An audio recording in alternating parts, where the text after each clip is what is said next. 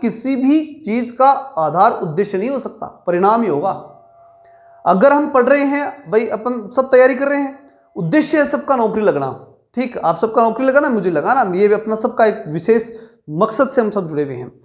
अब बात आती है कि जब आप में से बहुत से विद्यार्थी लग जाएंगे और कोई बाय द वे रह भी जाए कोई कारणवश, तो क्या वो दुखी नहीं होगा?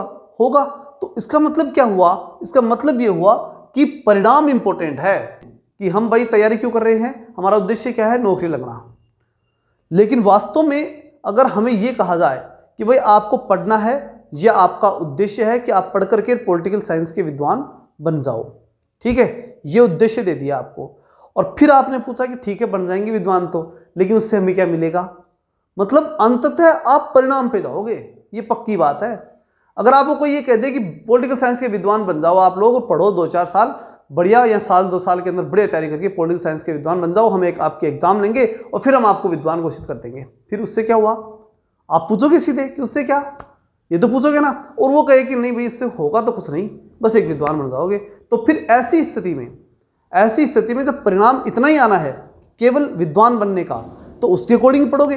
और अगर आपको कहे कि नहीं विद्वान ही बनोगे और नौकरी लगेगी पक्की, 50,000 60,000 रुपये तनख्वाह जो है वो आने वाली है, अब उसके बाद में आपका माइंड सीधा एक्टिव हो जाएगा।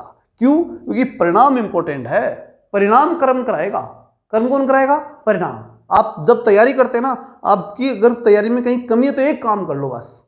अगर आपको लगता है कि हमारी तैयारी नहीं हो पा रही, कहीं प्रॉब्लम है, कुछ और है, पढ़ने में मन नहीं लगता, सारी बातें छोड़ो, एक काम कर लो।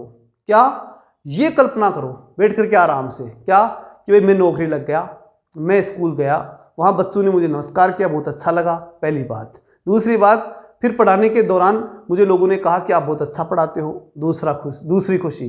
फिर उसके बाद और कल्पना कीजिए, कल्पना से बहुत कुछ होता है। फिर उसके बाद कल्पना कीजिए कि भाई महीना कंप्लीट हो गया, कंप्लीट होते ही और उसके बाद में एक मैसेज आता है, उस मैसेज के अंदर तनख्वाह जो है वो लिखी हुई रहती है, 50,000 रुपये, जो भी आपकी तनख्वाह है वो संख्या लिखी हुई है, और आपको एक आनंद की अनुभूति हुई। ये सब कल्पना करो बैठ करके, और फिर आंख खोलो, फिर होगी यार ये मिलना चाहिए।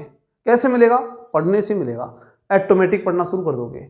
लेकिन बात तो वो है ना इंपॉर्टेंट। अच्छा, उससे आगे की और सोचो कि भाई तनख्वाह मिली, फिर घर वालों के पास गए, घर वालों को बताया कि इतने पैसे मिले हैं, फिर घर वालों को ले जा करके आप किसी होटल में गए, वहाँ घुमाया फिराया, मतलब पूरी कल्पना करो।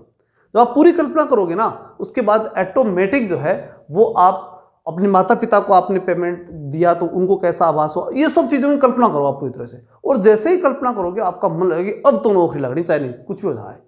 तो ये चीज़ किसके, ये मतलब ये सारा क्या है? ये परिणाम का खेल है। टारगेट क्या है? कि किसी भी कर्म का आधार जो है उद्देश्य नहीं होता है, परिणाम होता है।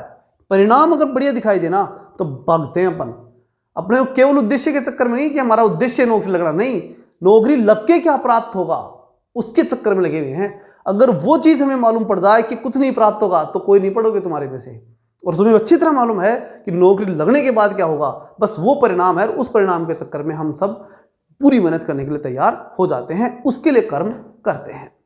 बहुत ज्यादा पैसे हो, करोड़पति हो, उसके बाद सुख मिलेगा, ऐसा संभव नहीं है। बहुत ज्यादा पैसे होने के बाद, अभी एक रिपोर्ट भी आई थी कि बहुत ज्यादा पैसे होने के बाद सुख मिले, ऐसा बिल्कुल जरूरी नहीं है। अखबार अगर आप पढ़ते हो तो रिपोर्ट आई थी, जो सुख का डिसाइड अगर करती है कोई चीज तो वो करती है मनुष्य का मन, और किसी चीज को कोई चीज डिसाइड नहीं कर सकती।